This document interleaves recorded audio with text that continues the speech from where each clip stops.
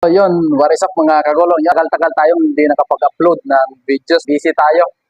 Yan, may papakita lang ako mga iba't ibang unit ng motor. Yan, nandito sa gilid ko. Yan, papakita natin isa-isa ito. Yan, samahan niyo ako mga kagulong. Yan, meron tayo ditong Aerox 2024 model. Yan, ito yung 2024 model ng Mio Aerox. Yes, mas pinaganda siya. Yan. Meron din tayo dito mga Barako. Barako 175.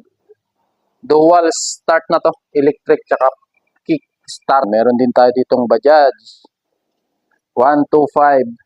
Ito lang yung kagandahan sa Bajaj ngayon kasi meron na siyang charger.